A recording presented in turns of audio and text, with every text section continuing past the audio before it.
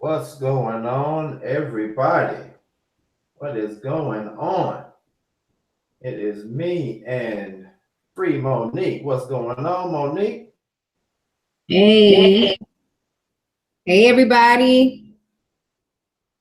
What's going on, everybody?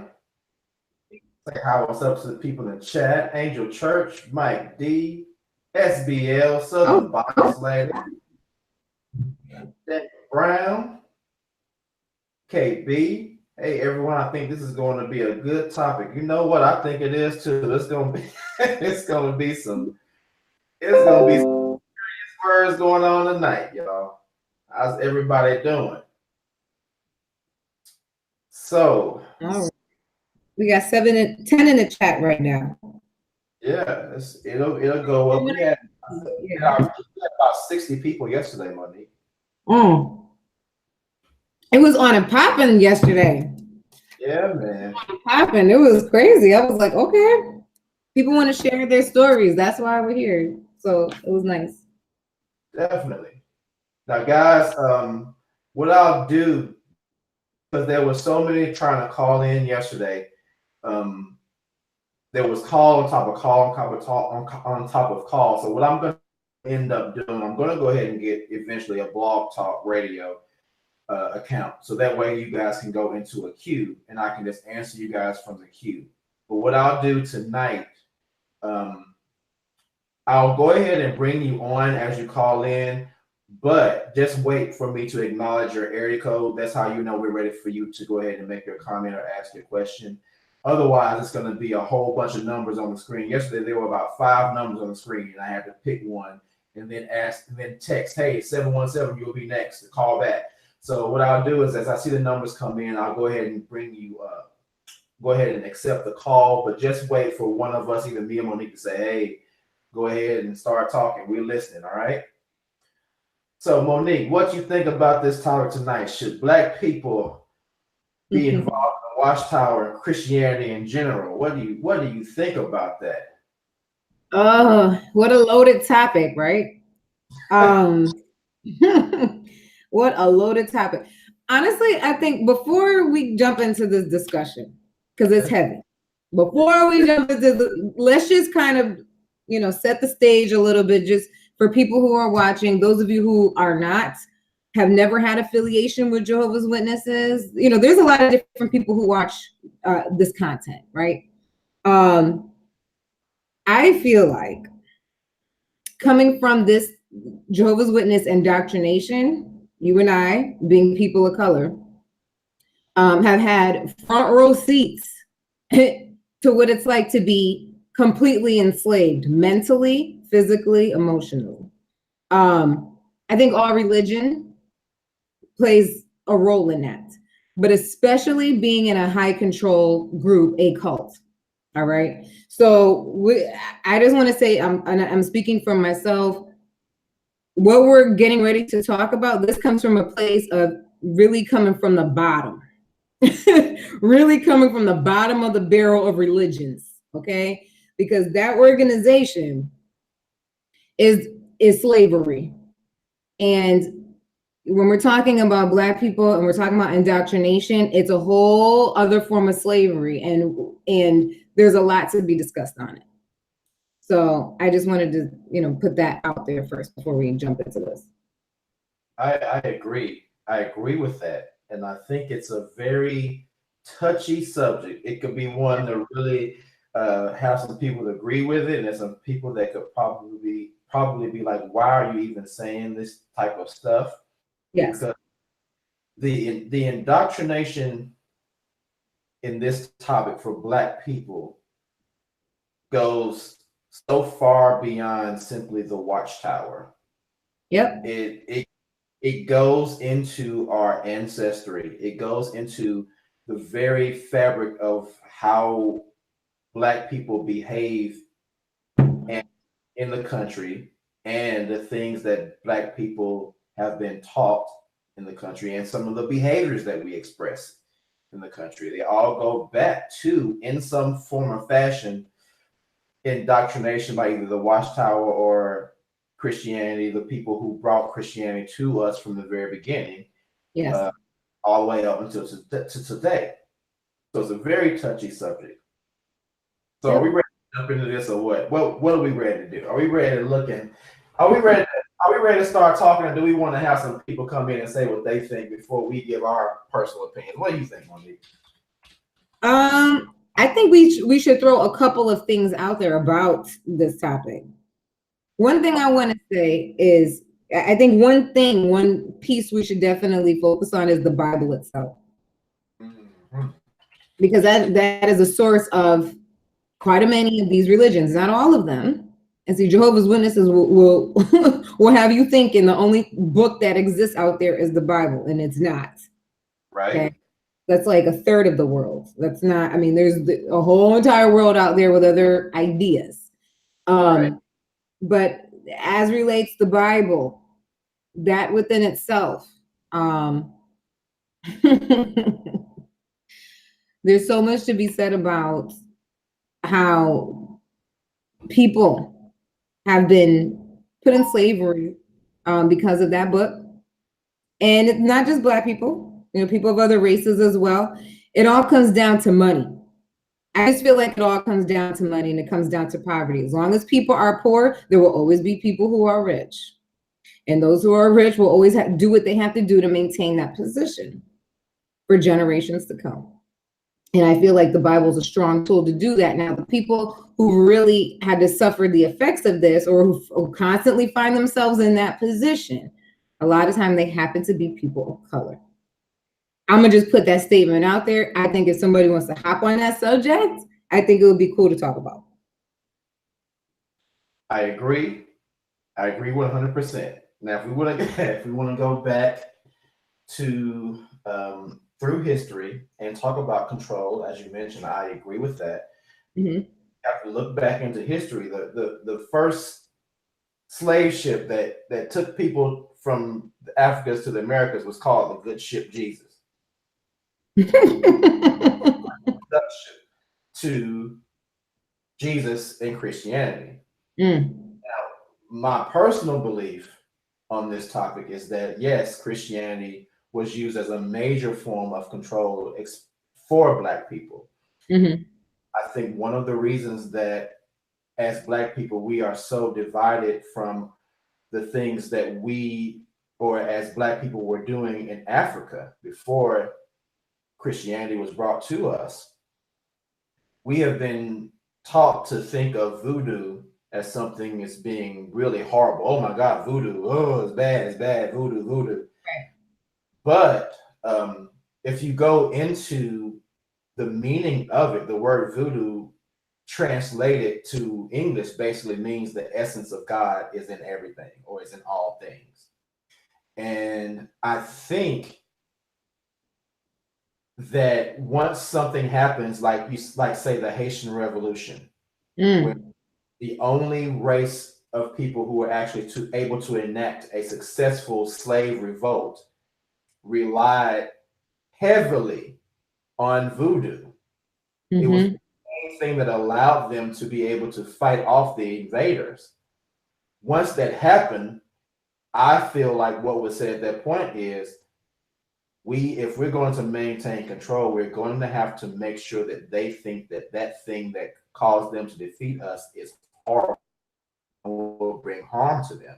So we have to introduce them to something else, aka Christianity. And we have to make sure they realize that forgiveness of people who do things to you is imperative, and that the joy that we may receive right now, they shouldn't worry about that. Your goodness is going to come later on. So don't worry about that. Just forgive us for all the horrible things that we're doing to you right now. And the good things that you feel like you need will come to you later on. And that way of thinking has been passed down to us from generation to generation to generation, which allows us to remain in this position of where we don't look at, I think most of us as Black people, we don't look at ourselves as being able to be in a position of power because we have been trained to think that we aren't worthy of it yet, but that's coming later on. And I think Christianity has a big role in that. And I think Watchtower has a way of doing the same thing. Even some of the things that we've talked about as far as how they talked about Black people shows that how they talked down to us and thought that we were less than mentally and physically, and that we weren't deserving of a lot of the things that they were enjoying right now because our mental capacity just wasn't one that could even absorb that type of information. It's crazy. Yeah. The research that I was doing on the beginnings of that organization just really blew my mind about how they talked to Black people, about Black people, saying that they didn't have the capacity to learn. I mean, really crazy stuff, real white supremacist thinking.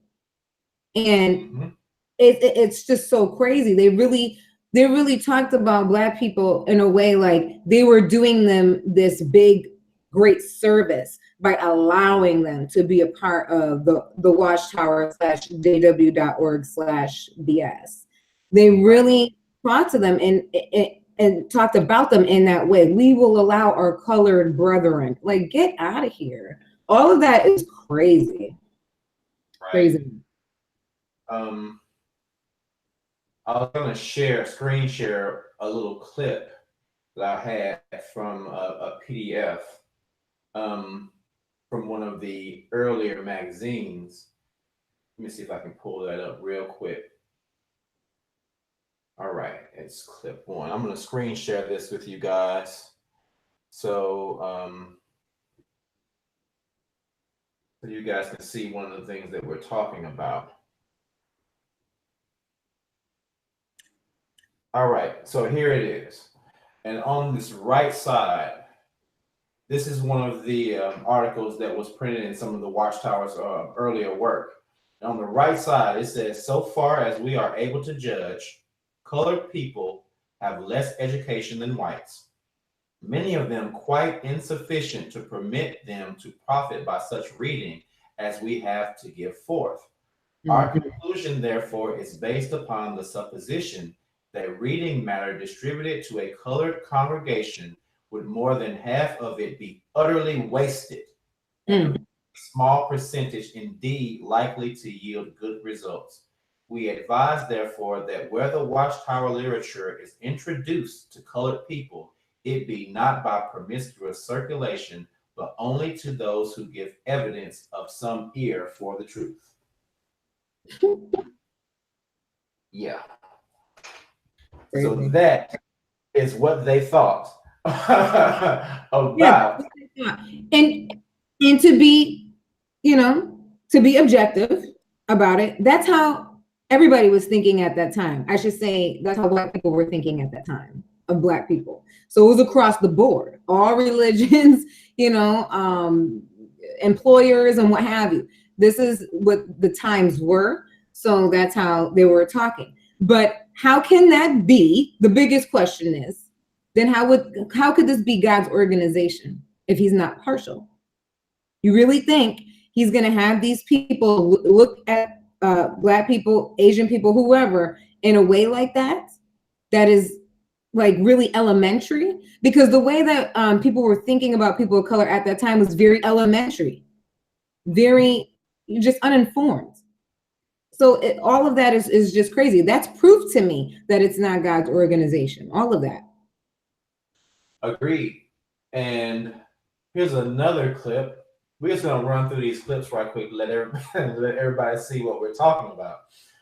Because that was another one where they were showing a drama and they were unable to allow, for some reason, they felt they couldn't allow the Black people who were there to sit on the floor with the white people. They had to put them up in the balcony. Yep. And, so I'm going to put that clip on the screen too, so you guys can see what they thought. Hold on, I'm pretty sure I have that. Give me 1 second, guys.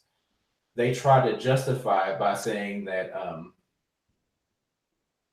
some of the white people were not comfortable next to the Black people. I'm pretty sure I have that. If I don't, I'll find it over the course of our conversation. But While I'm looking for that, I'm going to put another one. This is from the publication called The Golden Age, July 24th. Yeah, it was Inquirer turned Sun. That's how the Watchtower got down. Okay, they were like the tabloids of the times. Right. All right. It was the Golden Age turned a Watchtower. Right. Fake news. Fake news. This is from page 702. Alternate facts. Alternative facts. That's what they were. Let's put this on the screen. We'll let everybody see it so they won't think that we're just BSing. Here it goes. All right, from the Golden Age, July 24th, 1929, page 702. Question: is there anything in the Bible that reveals the origin of the Negro? Answer: it is generally believed that the curse which Noah pronounced upon Canaan was the origin of the black race.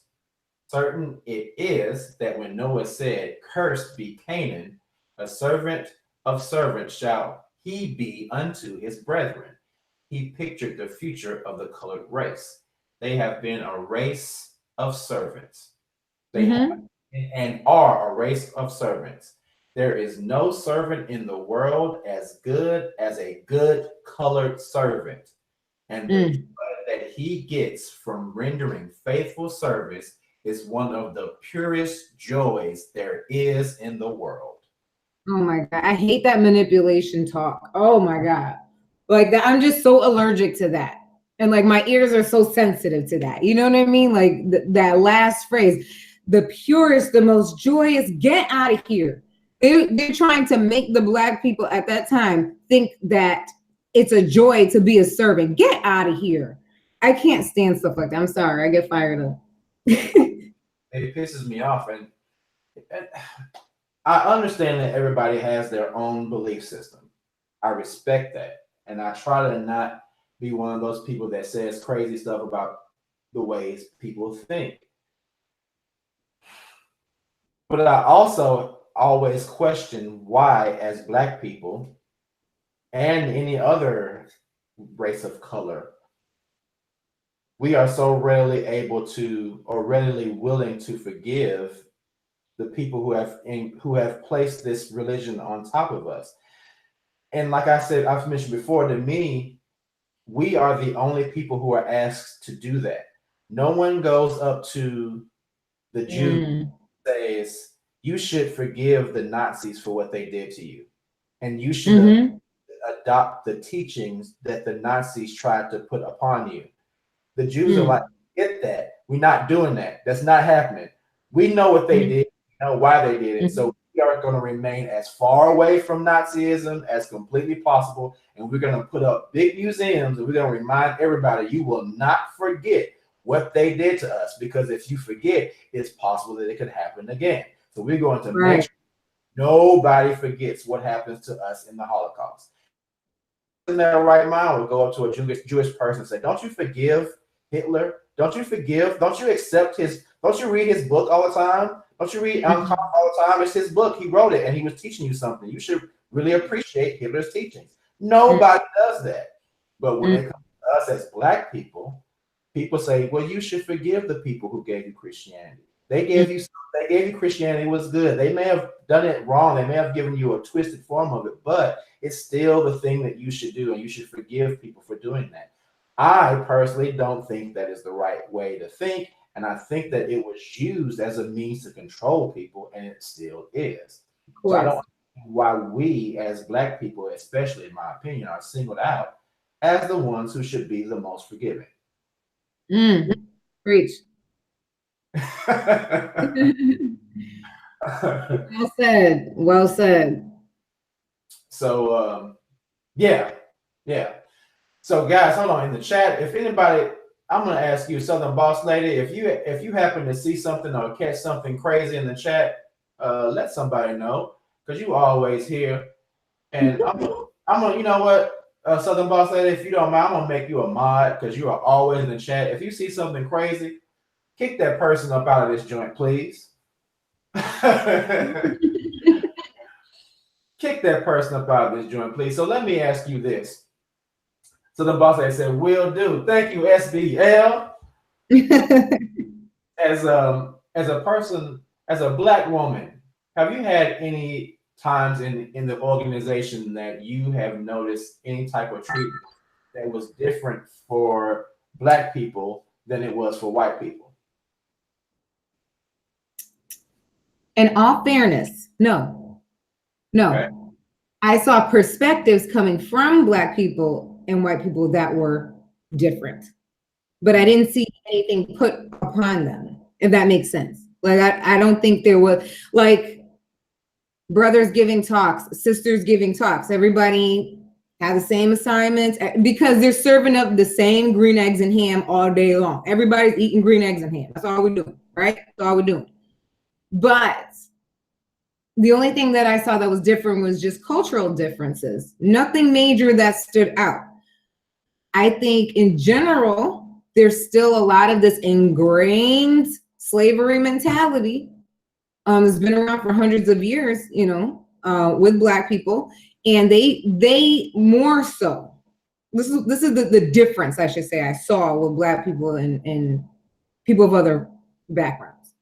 Was Black people gave more, like, they have more fear of things in the organization than the other people. They treated things with more fear. For example, you can't put your Bible on the floor. Okay, Bible got to be on a seat. Can't put it on the floor. You know what I mean? Like, they give every little tiny thing in that kingdom hall, in that organization, such power. So, like, such sacred, like, you can't do this, you can't do that, can't sit like this, can't look like this. It's just this highly controlled, and they give more of that, I think, than other people. You, and again, not being prejudiced, only talking about my experiences, what I have seen. This is cultural stuff. You see a white couple, their kid sprawling out on the ground, with the crayons, okay? Got my book of Bible stories on the ground, okay? The other side of the hall, you got the Black family. That's not happening. That is not happening. It's sit up straight, be like this, be like a soldier. Like, everything got to be like perfect, you know? Don't make a noise. Can't even cough. Don't sneeze. You know what I mean? Like, all of that, like, and I think a lot of that too had to do with just this subliminal, like, little fear of what the white brothers and sisters would think about them. You know what I mean? Like, there's just these little embedded things I think come out in the culture of just the people beyond the religion, but you'll see it manifest itself in that space. Great point. And I agree, because I remember when I was little, we were coming home from the meeting one day, and it was me and my mom and a couple of other people in the congregation, and we had just gotten a new magazine, and I was looking at the cover, and I'm a kid, I'm probably like 10, 11, and I said, you know, I'm not trying to be, this is me talking at 10, 11, you know, I'm not trying to be like prejudiced, but why aren't there any Black people on the corners of these magazines? So my mom, everybody in the car went dead silent. It was just silent. Nobody said anything, right? So then when we got home, my mom said, you know, I appreciate the way you said it, but you shouldn't say things like that. And I was looking at my mom, because my mom, exactly. She's telling you, she's controlling what you're saying, you know, even that itself, but even what you're talking about, what? It's like, no. What was funny to me mostly about that, looking back on it now, is my mom was one of those Black people who was always trying to impress white people. You know what I'm talking about? Yeah. Like, and it has to do with the way that we have been conditioned in the environment. Like, we always have to make sure that we're, like you were saying, everything has to be right for white people. So when I said, in her mind, it was like, oh, here you go saying something like that. And these white people gonna look at me, it's my mom, look at me like I'm raising this militant little Black boy. It's fact. It's fact. And that back then there really weren't any black people featured on magazines and stuff like that. Now recently it has been, but at the same time, now that they're talking about how black people are such a great army and so meek and malleable, and they're and recruit more black people, it would make sense for them to have a lot more black people on the cover now, because I think, like the guy was saying, maybe like 45% of the whole organization is black people, almost half. Almost half. They love it. They love it. There's more bodies, more soldiers. They love it. So at this point, it doesn't matter what color you are. At the end of the day, it comes down to that dollar. So they're bringing in more bodies, and plus, black people are a little more emotional with our praise, right? So it's like we can stir up people to do things. It's a tool. 770, are you on the line? Hey, how's it going, guys? How's it going? I just wanted to say hello. I'm not sure if you can hear me. Yes, we can hear you. We can hear you. Can you hear Monique? It was going out. I couldn't really. Kind of breaking up a little bit.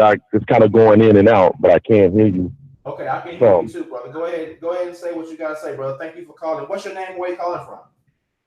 Okay, my name is Nelson. I'm calling from Atlanta, Georgia, by way of Brooklyn. I like the discussion. I just wanted to say that one of the things that I would like to focus on is that how the lack of education in the black community among the witnesses, how that really affects the witness for generations. I think that by not encouraging education, it affects black friends a lot more. There's an old saying that goes, when white people have a cold, black people have pneumonia. Yep. So in the witness world, if a black person is not educated, it's going to affect him even more than the white friends.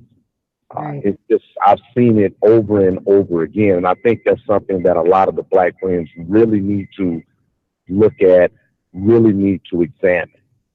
Yes.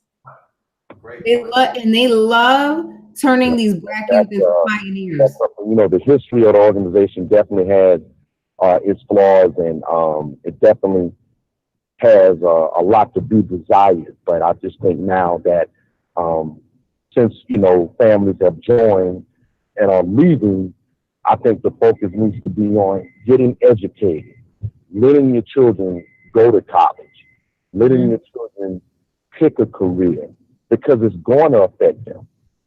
If they don't do that, it's going to affect them in so many ways, Agreed. Yeah, absolutely. What do you think? What's that? Hold on 1 second. I'm sorry. Yeah, I agree with you 100%, brother. I think that's something that we totally discuss right now. I think that should be the next thing we talk about, bro. Thank you for calling in and talking about that. That's a great topic. Let's go ahead and talk about that right now. Thanks a lot for calling in, bro. No doubt. Keep up the good work. Thank you, man. Thank you. That is, listen, he hit on a huge point, because I'll never forget that video that they came out with, and that the boy turned down his athletic thing or whatever for school, his scholarship, to a pioneer, to go into the full-time work. This was a black male that they used in that video as an example. And a lot of times you'll see, like on a platform, they're having these black youth up there, and they're talking about how they're pioneers, and they gave up this and they gave up that, and they gave up everything for this organization. They love making them these examples. And it's just so crazy, because they're at such a disadvantage when they wake up. Oh my goodness. I mean, I can attest to that, being that, like having to now start from scratch, get my education from scratch. They don't realize you're taking a huge gamble. You don't know for sure if this is the truth, and you're giving up your life for it. It's crazy. It's sad. I think that brother hit on a very, very, very poignant topic, man, because not having an education not going to college allows you to not know as much, especially like when we talk about how psychology classes help people understand the way that religion works so much. So many people who have taken on to college and taking psychology classes have been like, wait a minute, the stuff that I've been learning my whole life doesn't make any sense. And that, like we said before, that education is one of the reasons why they have been so down on education. Because once you go to college and you start learning about the way the mind works and mind control, you're going to be like, wait a minute, they've been controlling me this whole time. Yeah. Man. It's crazy. Right. Great call, brother. Appreciate you. So anybody else? All in, put the number back in the chat. Gonna go ahead and spam that one more time. But I haven't, there was let's see, Southern Boss Lady. The governing body has always been white until Herd came in 2000. The brothers in Africa demanded black representation. Let's talk about it. Let's talk about it, SBL. Let's talk about it. Now, that is true. Now, why we do have our token black person, a token black person on the governing body panel. Yeah. In his $250,000 watch. You remember, did you see that thing, that watch he had on? There's his video, and they tried to edit the video out. But brother, Mr. Hurd has this super expensive watch on. So we know this brother is, not only is he a token on the committee, but he's probably getting paid real nice to keep him on that panel, and like, all right, we know you're the only black one on here, but we're gonna make sure we cake you up real good. Go ahead and take this watch, because you know how black people are. All you gotta do is give them some trinkets. All you gotta do is give them a few trinkets, and we.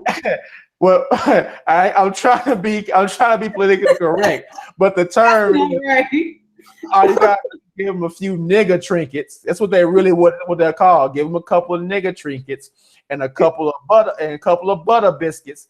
Give them and it'll keep them happy, and they'll keep getting all the other black friends, quote unquote, to be comfortable.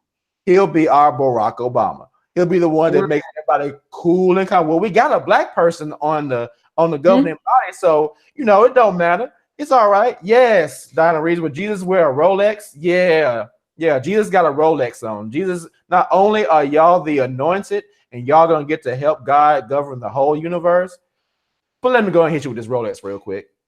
You can count your time better now. Right. No, you can't count your time with the Rolex, because the diamonds be shining so bright you can't even really see what time it is, But anyway, the light gets brighter. Yes. SBL said yes, that's all it takes. That is so true. Hold on. I saw a good comment. Daryl Thompson says sociology is what woke me up about the JWs. So yes. Yeah, go ahead. I was gonna say, I'm in sociology class now. So I got my platform. They messed around and gave me a platform. Said, oh, you're gonna write a paper, a position paper. I said, oh, I will be writing about the Jehovah's Witnesses / cults. Thank you. Okay. You messed around here, gave me the perfect platform. Sociology is amazing because it tells you how everything is set up out here. Okay. It tells you how all the games are played with economics, with marketing, with classism, racism, all of that. They tell you how everything is set up, and they straight up tell you white men run the world. They've been running the world for a very long time, and everything is kind of set up to serve them. They're very transparent about that. This is not even like a conversation where people want to argue. It's like, hey, this is how it's been. Really, it's up to everybody to make a change. Everybody's got to keep working hard to make these changes so that it doesn't have to be that way anymore. But the fact of the matter is, this is where we are in a stream of time. So understanding that and coming from that organization, if we're going to talk specifically about witnesses, especially Black people being witnesses, understand your role in that. Not only are you working for the man, right? But you're working for another organization that's run by these same people. You're constantly being enslaved. It's just slavery on top of slavery, mental slavery, physical slavery, emotional slavery. I mean, it's crazy. It is. And it just goes to show how another aspect of religion, and I thought I saw someone talk about it in the chat, how black is considered a negative color and white is considered a positive color. Even in, I'm going to do another screen share. Here's another article that was written in the Watchtower, February 15th, 1904, pages 52 and 53. Let's look at what they said here. It says, can the Ethiopian change his skin? We answer no, but all will admit that what the Ethiopian cannot do for himself, God could readily do for him. Next highlight, how could all men be brought to perfection, and which color of skin was the original? The answer is now provided. God can change the Ethiopian skin in his own due time. Julius Jackson of New Frankfort, a Negro boy of 9 years, began to grow white in September 1901 and is now fully 9/10 white. He assures us that this is no whitish skin disease, but that the new white skin is as healthy as that of any white boy. Crazy. It's crazy. Yes. So what's that when Michael Jackson had called? What's it called? Vitiligo. Okay. So this boy, if this even really happened, probably had that, and they're going to say that this was a good thing because he turned into a white boy. It's absolutely ridiculous. Right. He had vitiligo. He was getting his Uncle Ruckus on. He was he had vitiligo. But it's not funny, but it's funny. It just goes to show that they're still saying, even back then, they were saying that white is right, black get back. And that is no way that if Jehovah was really with this organization, that he would be saying in one breath, okay, I'm here for everybody, but white people is what you really want to be, and one day I'll make everybody white again. So they're basically just saying that white is the way that everyone should be. And if that's the case, then why really is any black person in the organization? Exactly. And do, like that guy that we were talking about earlier said, is it a matter of black people simply not knowing, or if black people knew, would they still be so indoctrinated with the organization that they would remain anyway and just chalk it up to that being old light, and now the new light is saying something different? Do you think that they would even leave in the face of this information? I think some people you can tell them till they're blue in the face. You can show them all the evidence, they'll still stay. They'll still stay. People are broken. A lot of people are broken. A lot of people, had a lot of dysfunction in their life, and this was the only source of any type of family they've ever had. And so for those people, they would stay for those reasons. Other people are just in denial. Other people are just in mental slavery, and this is a process that they're used to. So they just do it out of being used to it. That's all they know.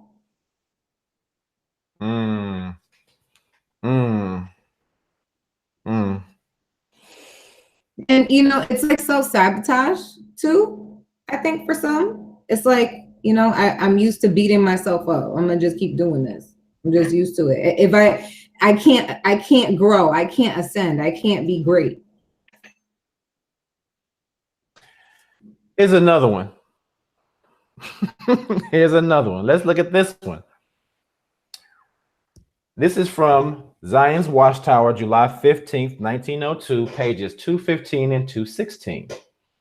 We are not to forget either that Africa is inhabited by various tribes or nations of Negroes, some more and some less degraded than the average. While it is true that the white race exhibits some qualities of superiority over any other, some of the qualities which have given this branch of the human family its preeminence in the world are not such as can be pointed to as in all respects admirable.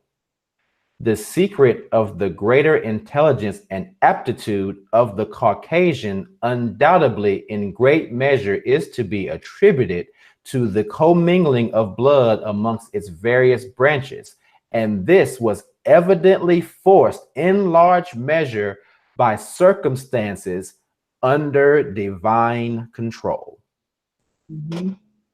So it's basically here saying again that the reason that white people are running the world is because God wanted them to. Wanted it that way. Yep. What a way to get people enslaved, huh? Yeah. What a way. What a way. What a way to get it's a two-edged sword, because it's a great way to get white people to join because it makes them feel superior. Uh-huh. A great way to get black people to join because they feel that they're going to be joining with people who have the answers to help them be superior so they can be white too. Right. It's genius. I mean, these people are crazy, but it is genius. Yeah. Yeah. It is genius. Yeah. So, what do you think, Monique? Do you think if someone were to ask you as a black woman, what do you think about black people's place in Christianity? Do you think that black people have a real positive place in Christianity? Do you think Christianity includes the organization, even though they probably won't admit it, it still does. Do you think that there is a positive place for black people in the org/Christianity in general? No. It's just no. I just think that it's a huge tool that has been used for ages to keep people enslaved. And so I'm just anti-slavery. I'm about growth and wealth and prosperity. All this poverty mindset, I'm allergic to that. So anything that's going to make me poor, that's going to keep me impoverished, I'm against it. So my perspective is that no, I don't think it's good, especially for black people, but it's not good for anybody. You know, like I just think that religion is a major tool to keep people controlled, to carry out whatever purpose these people want them to carry out. I mean, that's really like my stand on it. And I know a lot of people would disagree with that. Oh, but there's, good things in the Bible. There's good things in a lot of things, but at the end of the day, you have to do what's best for you. And for me and my health and my mental health and my emotional, my spiritual, all of that health, I can't be in a religion. I think all of that tarnishes it. So let's play devil's advocate. Because I feel the exact same way you feel. Okay. The exact same way. But let's play devil's advocate. Let's be one of those people that say, but look at all the good that people have experienced, black people have experienced. Y'all know people that you've known that were black and they were lost, and then they found Christianity and they became such amazing people after that.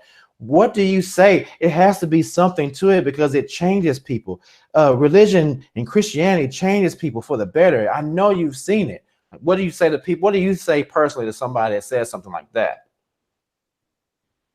I say that I hear what you're saying. I think that you can dress up anything in life. You could put a nice outfit on anybody. It's not about all of that. It's really about like the spirit, the soul. I mean, I just think it's so separate from that.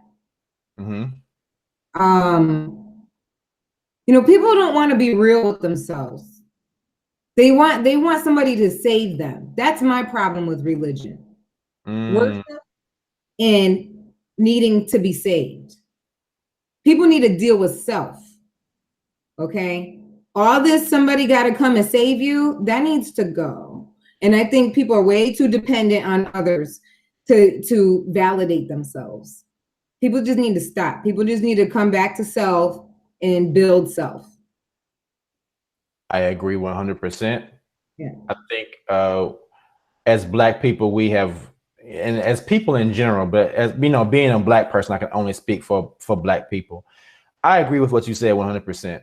And sitting around waiting for some invisible person to come in and change the world, that is more of the same. Your heavenly hope or your heavenly reward will come later talk. Mm-hmm. If Jesus were to come, but Jesus don't come for 500 more years, what about the Black people or the people who are being controlled for that 500 years? Is that still worth it? Or what if those people in those 500 years say, you know what, dude, we need to change this junk right now. We need to change this junk right now. And I'm going to say, that brings me to something that I think is really, really important. Okay. And I think this is going to blow. It's going to be some people that, hold on, really quickly. Southern Boss Lady, let's keep bringing awareness to those who are asleep mentally.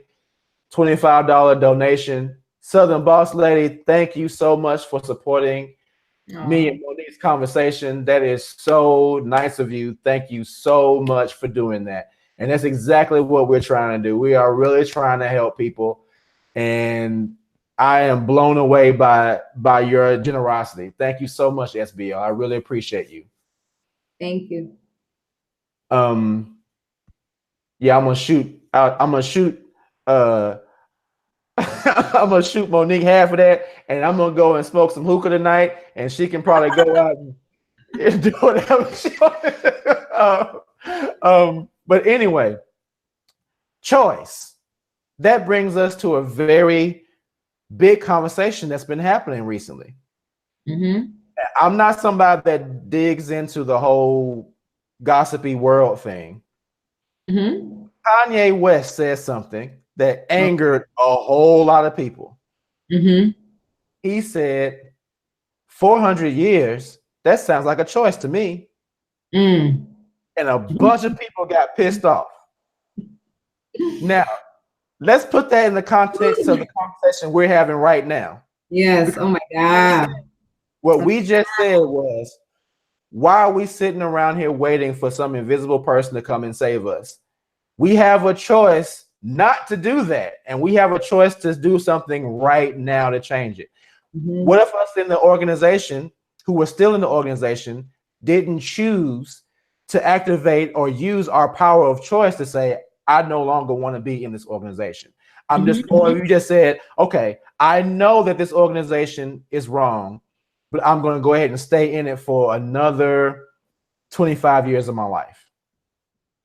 Then you have failed to exercise your choice to be able to leave this organization, or to be able to leave, or to not sit around and wait for somebody to save you. Now, I understand why so many people got upset by that statement, but as someone who has been in a high control situation, exercise my personal choice to leave that organization, I kind of understood what he was saying to an extent.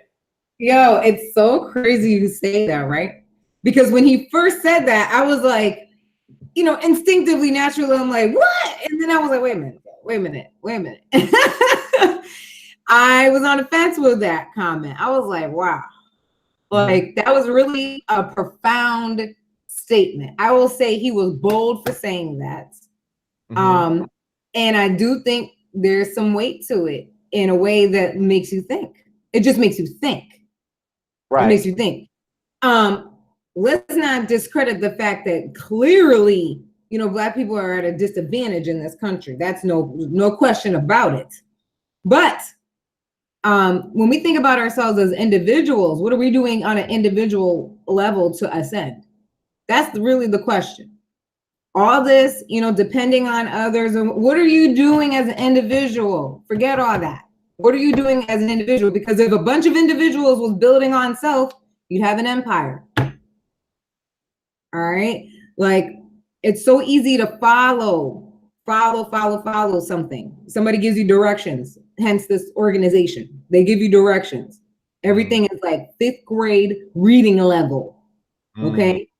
Sheep going right into the slaughter. Not even thinking twice about it. Agreed. And people, people in this chat are saying, oh, let's look at one of them. I saw it. One of them was, I can't know if I'm saying her name right, Tunga Uwishin, to whom you're wishing. Anyway, you know who I'm talking about. I'm talking to you. She said, 1616 to 2016 is 400 years. Slavery was abolished in 1865. Two things to that statement. One, I put in the chat, slavery didn't stop in 1865. And secondly, if we are people who are in this organization, in the Watchtower, our way of thinking is being controlled.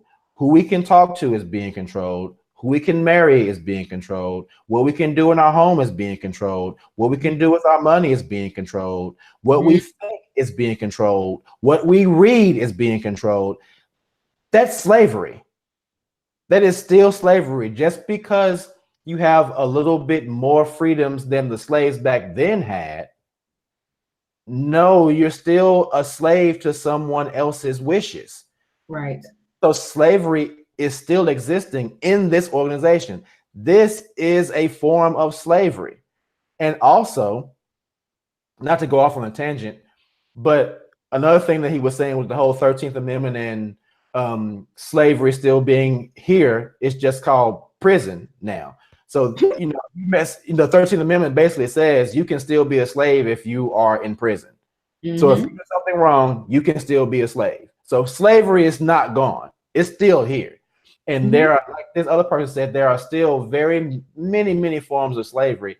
And to someone who has a completely free mind, slavery or religion is still a form of slavery, and it is still here. Think of how much money religion brings in every year. The Watchtower itself is one of their organizations. It's like $1 billion organization, and half of that comes from Black people. Yep. Free labor. Flip this house, flip this hall. Doing all those quick builds. Okay. They have a real estate company. Could we put the link up on here? That real estate company blows my mind every time I look at it. What is that? I keep visiting it because I'm like, I just get so mad. I'm like, I can't believe I did this. I can't believe.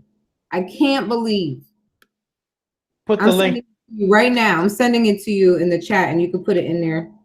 It's crazy. Okay. Flip this house. That's what they do. They got these people working on quick builds. Everybody thinks they're sliding the bricks and the mortar on the hall, and they think it's so like holy and special.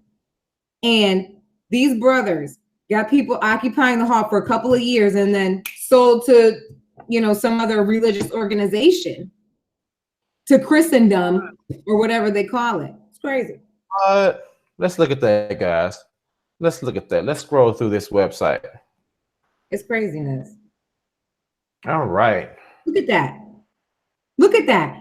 And look at the people they have in the pictures. You'll see.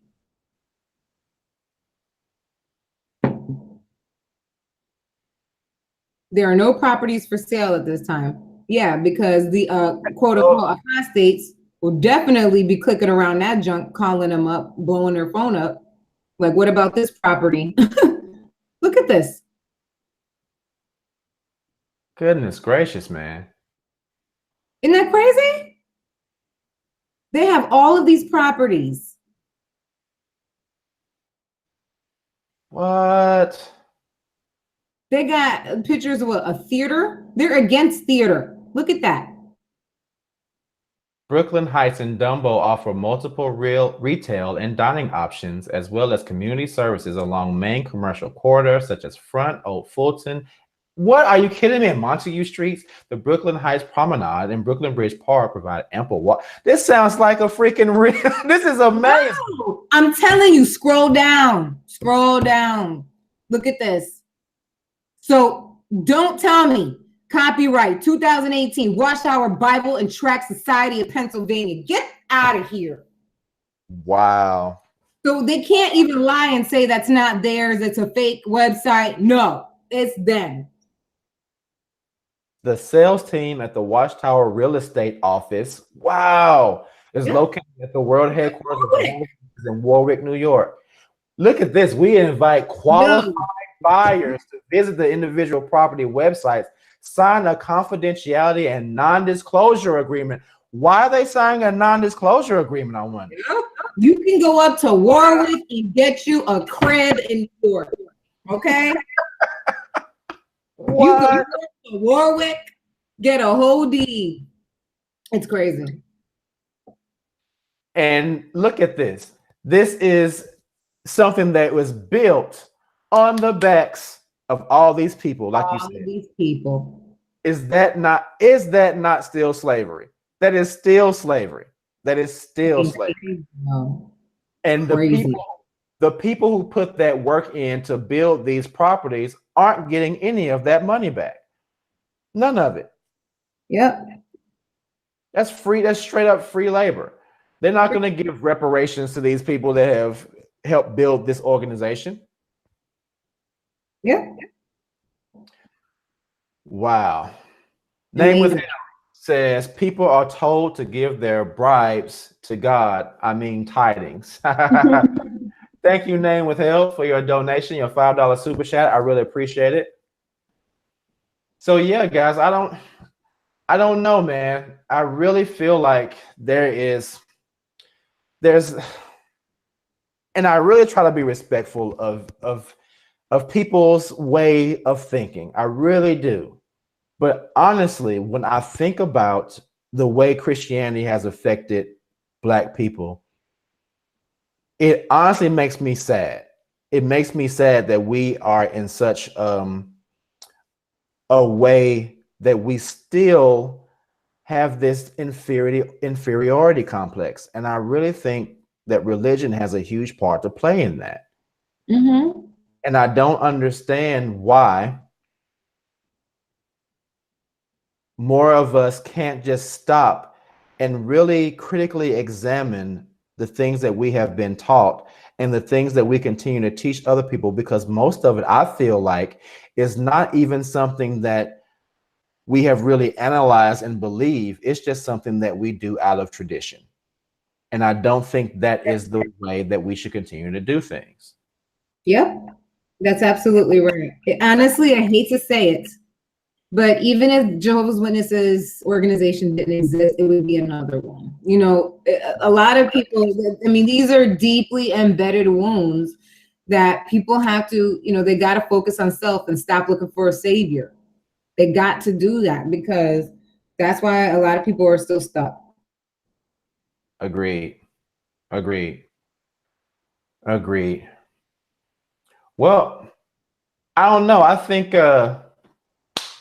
we have successfully exhausted this topic, Monique. What do you think? I think we should take a caller, though. We took one, but we should have at least one more person. So let me put the number back in, guys. Let me put the number back in. Somebody, come on, guys, give us your opinion. Somebody asked, how much does the governing body get paid? See, that's a very good question. And here's one of those sneaky things. One thing you have to understand, those of you who are not familiar with the ins and outs of Jehovah's Witnesses.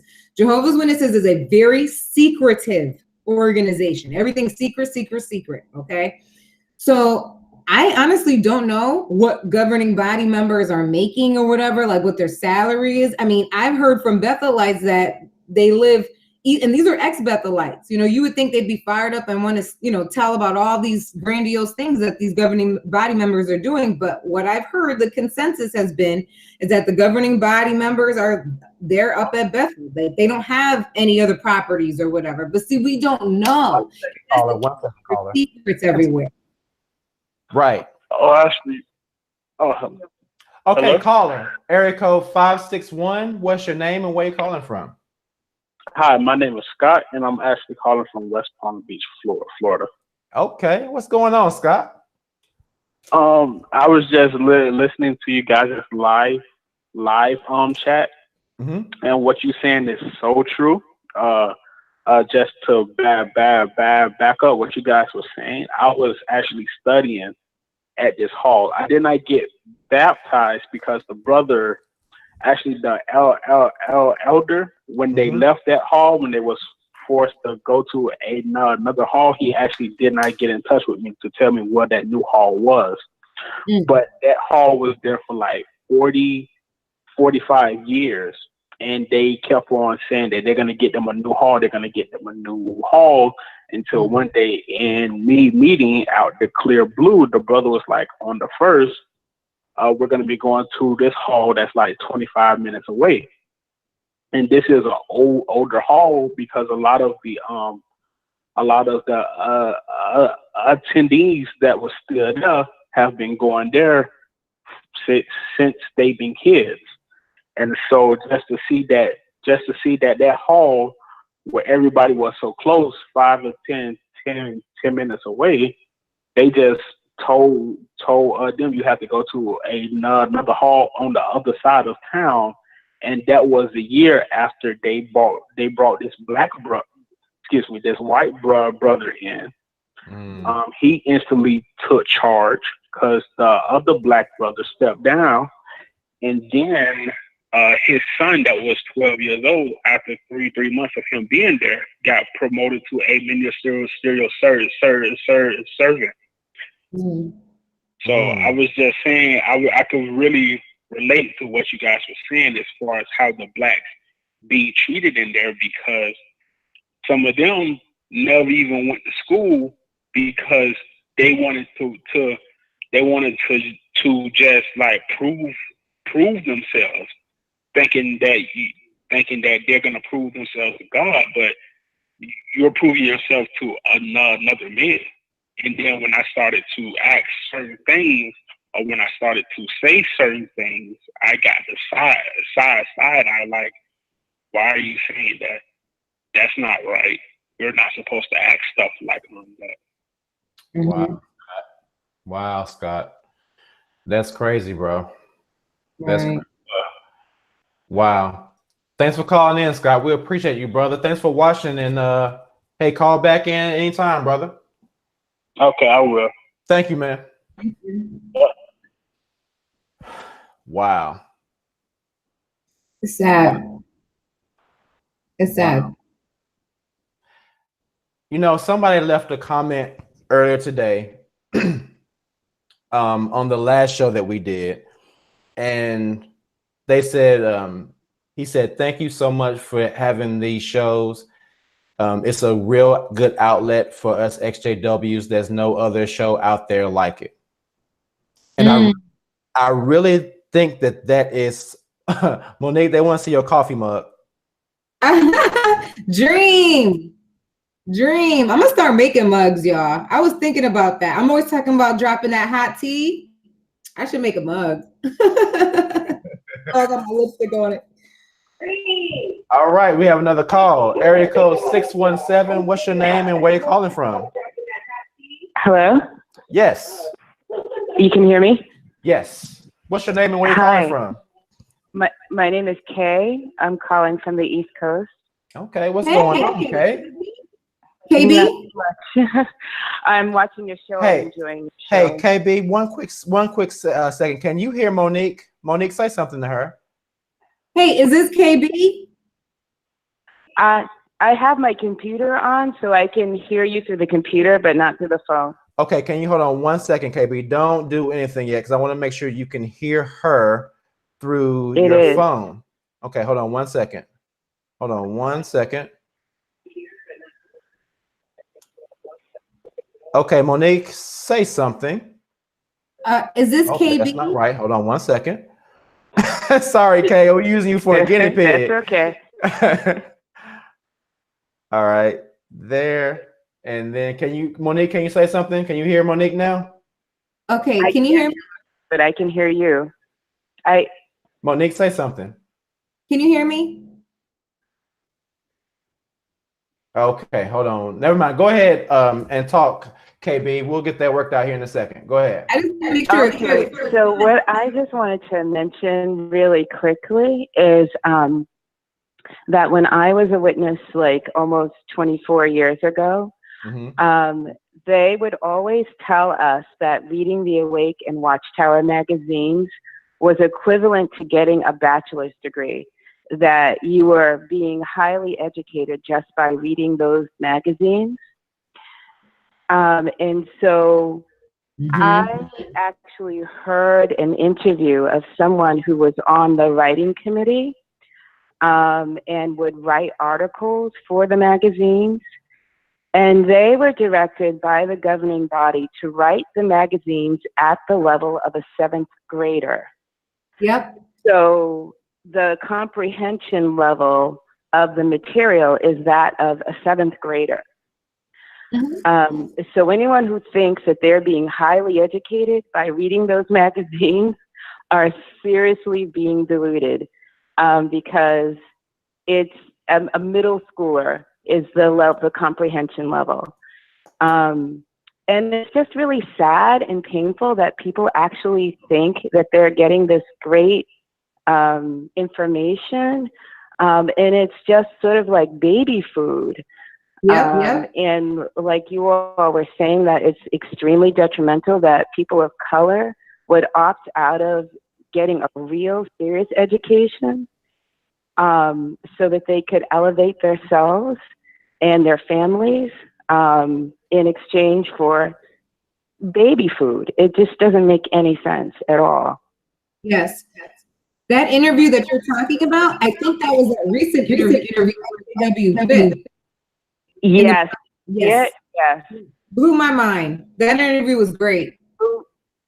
Me too. Blew my mind too. I was like, you kind of know, because like, when you were reading it, it wasn't anything, it wasn't anything really serious or that deep. I mean, a lot of times it's like, this doesn't make any sense. But because you're under such thought control, you're like, you just go along kind of to get along. But once you get out, as you know now, Monique, that you're in school, you kind of look back and you're like, what was I doing? You know? It's very elementary. Kind of like, yeah. And it's gotten worse. I don't know if you've seen the publications lately, but they're just like flimsy, like 2-page, write-ups that just, a 6th grader could have done. It doesn't make any sense. No sense at all. Very elementary. Those books, they look very elementary. They look like little 3rd grader books.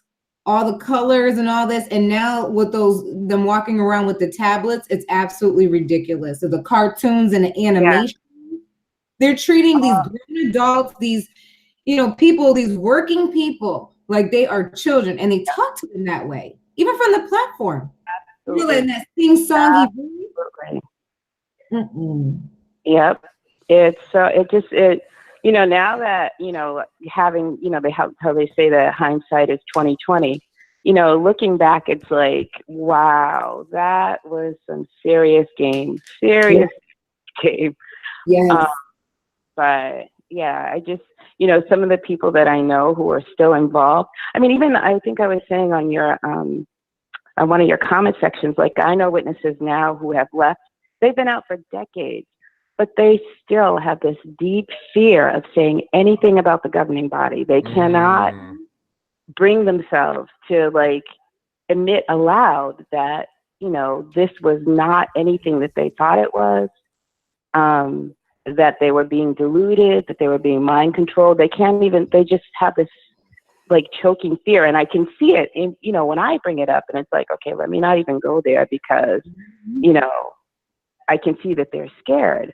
But I mean, think about that. Someone has that kind of control on you, it's actually really not. This has nothing to do with God. This has nothing to do with anything really spiritual, I agree. Not at all. Yep. Yeah. Absolutely. But I really appreciate the both of you and Monique. I really, really, I don't even know, like, you are like in the whole YouTube thing, you guys, and the way that you speak out and the way that you're so strong in what you're saying, like, this is stuff that we all knew decades ago, but could not bring ourselves to say, you know, so we kind of quietly sort of walked away. But now that people are actually like speaking up and saying it and saying their truth, I can't tell you like how refreshing that is, because it kind of confirms for, you know, people like me, like I was not crazy. I really saw what I saw. You know, I really saw. Thank you. That means a lot. That really means a lot. And are you in the comments? Are you listed as KB? Yes. Yes. So it is you. Okay. Because yes, I'm always like, every time I see your comments, I light up. I'm like, oh, she got something good to say today. So you're here. Oh, thank you. I'm looking for your videos every day. I could be like at work and I'll scroll through my phone like, did she post today? Did she post today? So I have spent many lunch breaks together because I listen to you on my lunch break. That's funny because that's around the time the upload comes up, because that's when the reception is good, because I leave work my job. So that's why you guys are doing it around lunchtime, because I do it in the morning and then it shows up later. Okay. Wow. Well, keep up the good work. We really appreciate you. I really appreciate you. And educated. Thank you. Thank you so much. Thank you so much for calling, KB. We really appreciate it. Thank you so much. Thank you. Have a good night. You too. All right. Daniel Brown says it's fun.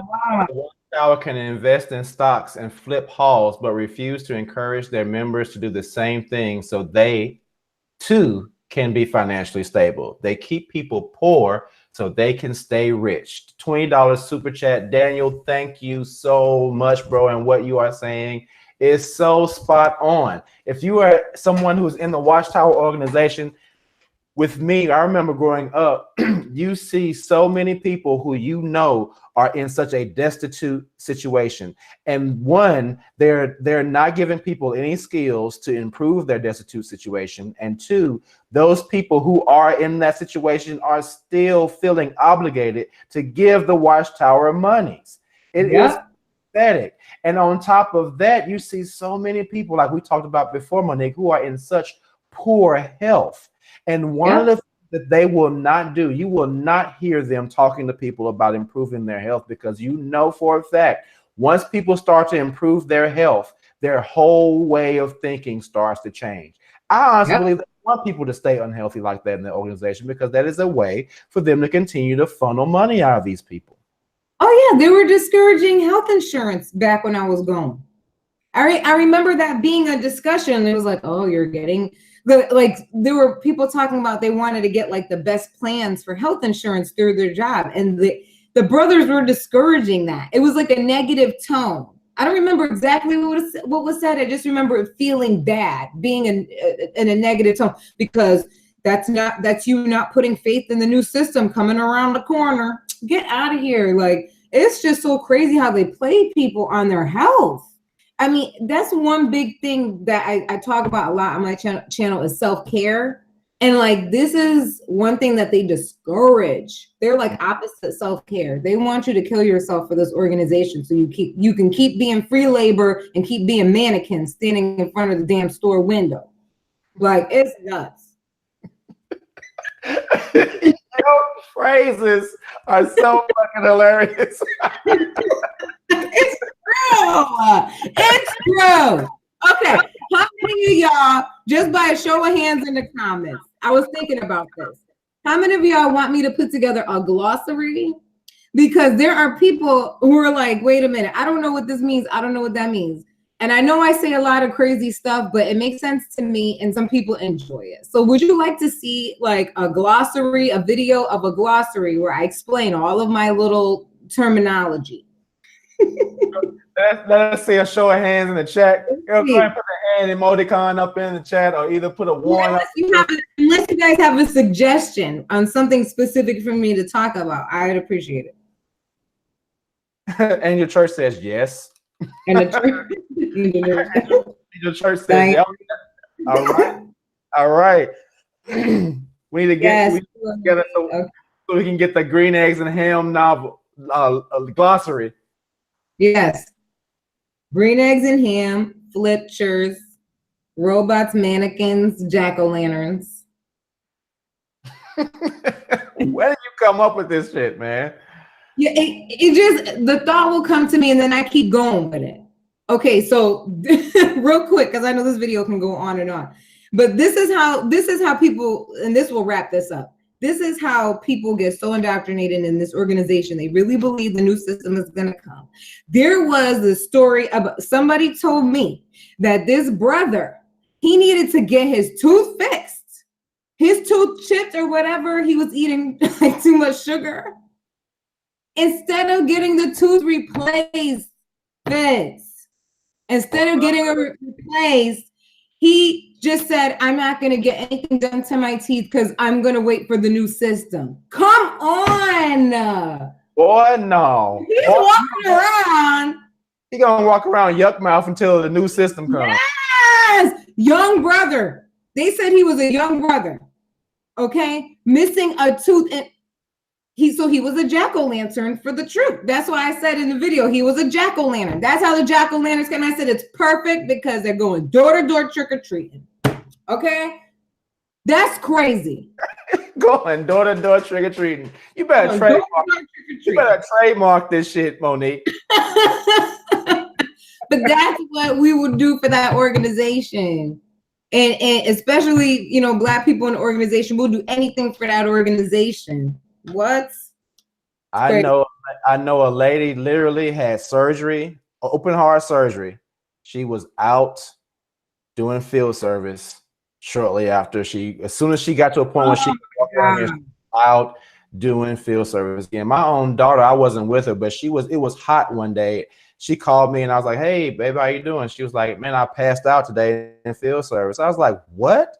She was like, it was so hot out there today. You know, it's so heart surgery.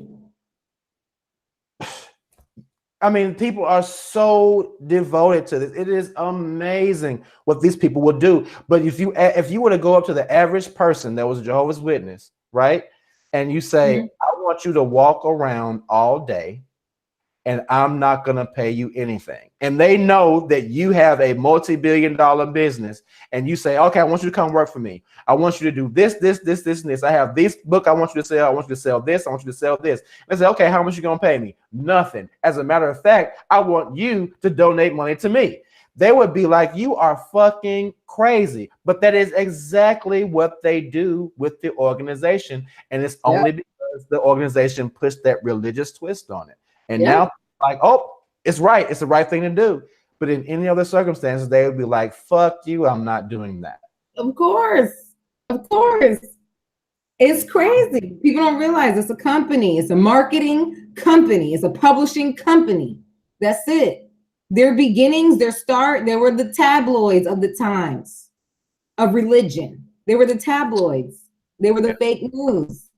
Yeah. Now they got these glossy little elementary Disney play books and magazines. Get out of here with that garbage. Like, I'm sorry. You know I could go on and on. I don't want to take up the time, but yes. No, we good. We're good. Okay, guys, that's what we'll do. It's Friday night. We don't want to keep Monique out here all night. I'm sure she has stuff to do. And so if anybody has one more call, we'll take one more caller. And then we'll go ahead and wrap it up. I'll spam the chat with the number one more time. And if we don't get one more caller, we're guys going to let Free Monique do her thing for the evening. I'm good. It's fine. I appreciate you coming on the show. I really do. It's always a pleasure to have you on. We just bounce off of each other so well, and it's always great just to have your energy, and everybody loves you. So I really appreciate you coming through. Okay, we got one more call, Monique. 917. Let's take this one. Okay. All right. We have area code 917. What's your name and where you calling from? You know my name. I know your name. Razor Sharp, baby. Is this Razor Sharp, back at it again. Okay. I thought that was you, Razor International. I just wanted to be sure, bro. We gotta be honest with you. We were laughing at you. International, I love you guys. You know what I'm saying? I love what you stand for. You know what I'm saying? I'm just trying to upbuild the XJ Dubs. You know what I'm saying? And you guys are doing an awesome job. Yo, hey, yo, Free, what's up? You know I love you. What's up? What's up? Did you get up at 7 o'clock in the morning to go pick her up? What happened? No, you know what happened? You know what happened was so I didn't say something last night at the thing, but technically I was driving her to school. I was driving her to school. But just so happened, like I had an interest for her as well. But the point was okay. The point was we were attracted to one another. But the point was the elders didn't know what the hell they were talking about because someone snitched on me. You was driving her to school. What lesson was you trying to teach? What lesson was you trying to teach though? What lesson was y'all studying that day? What was the lesson plan for that day? The lesson I was trying to teach her was at the given moment was so that, you already taking too long to say. You already taking too long to say. Focus in the literature. Okay. That's with the literature in the Bible. But just like she wasn't that focused. She was cute though. She was cute, mad cute. You know what I'm saying? So I had to educate her on a few things. I see you. But the whole point was I was driving her to school because she was like, I need to ride to school. So I picked her up and drove her to school. And how they knew was there was this guy going to the hall who snitched on me. That's how they knew. I know how they knew. There's always a snitch. He was in my school. He was in the school. So so I already know how they knew. Yeah, that is too funny. Hide your kids, hide your wife, and hide your husbands too, because they snitching on everybody out here. Yeah, so he snitched on me. So I knew how they knew. I didn't even go back to him and say anything because I already knew how they knew. But you know, neither here nor there. You guys are doing awesome. Stay focused. All right, you know what I'm saying? We appreciate you calling in, brother. You are hilarious, man. You are too much. Yo, I just try to keep it real because like people out here and all the ones that are hurting, like don't hurt. Like it's your life. Yeah. What are you doing? Like don't feel sorry. I get it. My mom, my dad, I want my family back. Listen, they chose a certain life. Yeah. You know what I'm saying? You cannot change that. You know what I mean? You have to live your life. You can't live your life. And on the situation last night, even more so, like you can't hold grudges. It only hurts you. Like who you hurting? Like my mom is in it, and like what if I'm like every night, oh my God, I can't forgive her. I can't. She ain't thinking about me. Mm-hmm. True. So why am I wasting my energy, my time, focusing on her? She ain't thinking about me. Right. I mean, I don't know how it may sound mean. No, that's true. Spend my time on nobody who ain't focusing on me. I don't care who it is. Yep. That's my point. I'm trying to get across to the XJ Dubs, whoever. Listen, here's the thing. When's the last time your mother called you to say, how are you doing? If no one does that to me, you get none of my energy. Mm-hmm. Yeah. None of It's it. true. It's true. It's very that simple. Like, if you're not checking up on me, why would I be checking up on you? Right.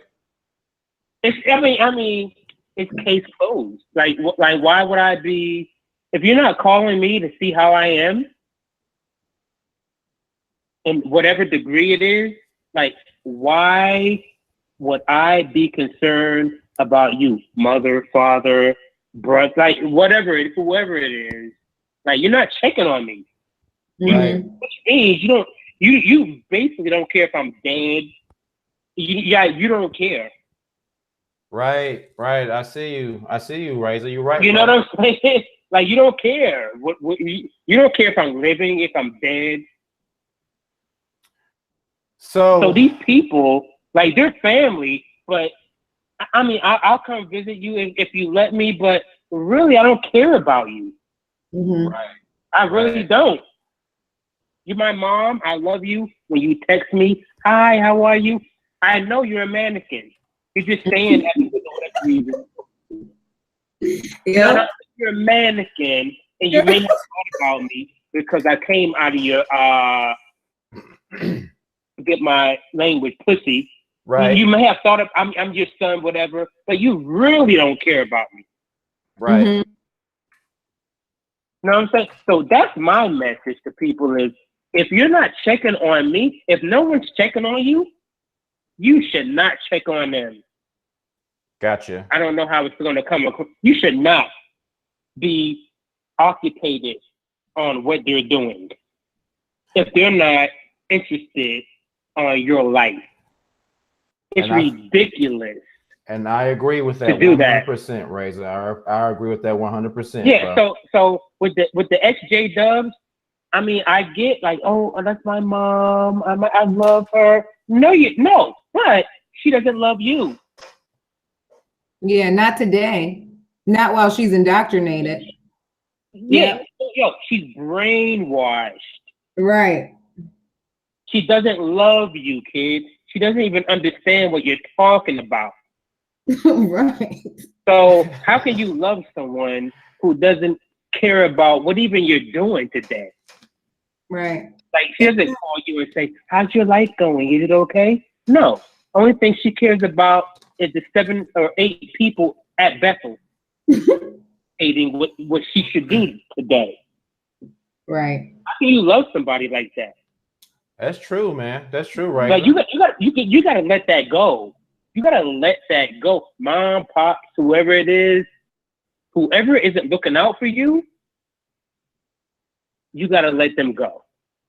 Yeah, and just for people who may not be familiar like with this subject, we did a video yesterday, so definitely check that out on K-Fiz's channel. That was awesome. Shunning. Yeah, I had to do with shunning. So this is what Razor Sharp is talking about. He's very passionate about this. So he's coming in and that's what he's talking about. He's on the heels of that conversation. Right. Hey, Yeah, Razor. thank you guys so much for listening. And yesterday I was sort of ranting because that's my first. That's actually, you guys have been doing videos for a while. Mm-hmm. But yesterday was my first one actually online. Oh, so it was like, maybe kind of fun, whatever, kind of funny, whatever. Right. The girl in the car and everything. You know what I'm saying? That was hilarious. But when you dropped the mic on the elders, I was done. That was hilarious. When you dropped the mic on the elders and your dad was there too as part of the judicial committee, and you said, "You read 1 Corinthians, you read it," and walked out. The funny thing is, that's the first time I actually said that to an audience. Wow. You know what I'm saying? It's been like 15 years, and like I've been following Free. What up, Free? So I was just like, yo, let me call in, because like people have, when they leave, you have your own interactions on how you're gonna feel, right? So I was just like, whatever, I'm just gonna live my life. So I never vented to no one. I would just live my life. But recently, I was like, you know what? Let me go online and check out the exes, and it's like amazing. Like you guys, like the different experiences. So that was my first call in last night, and you know, I was just like, yo, and it was crazy. My father was sitting in the meeting. You are so funny, Razor, man. Hey, we're gonna go ahead and end the show here in a moment. So Razor, thank you for calling in, my bro. Thank you for listening, and I'll be in touch. Hey, call in anytime, bro. It's just Friday night. I don't want to keep free out here too late on the show. So I got parties to go to. Yeah, stuff to do. So thank you for calling, Razor. I appreciate you, bro. Love you guys. Be safe. Right back, brother. Yes. All right, guys. So as usual, thank you so much for coming in, joining the show. We appreciate it so much. Free, thank you for coming back twice in a row. I really appreciate having you on, sister. Yes. Thank you for having me. And guys, we will I will be back next week, I think on Monday. I have to look at my board and see what show is on. I'm not really sure. But I will, of course, post it so you guys will know what's going on Monday, and we'll start back live streaming then. So again, guys, as usual, thank you so much for watching. Thank you, SBL. TJ, thank you for being in the chat, my cousin, your wife. I hope you guys enjoyed the show. Thanks for being in, brother. Love you guys. And yeah, I will see you all next week. Thank you all so much. See you soon. Have a good night. Have a good weekend, guys. Thanks again, Monique. Thank you. Peace, everybody. All right.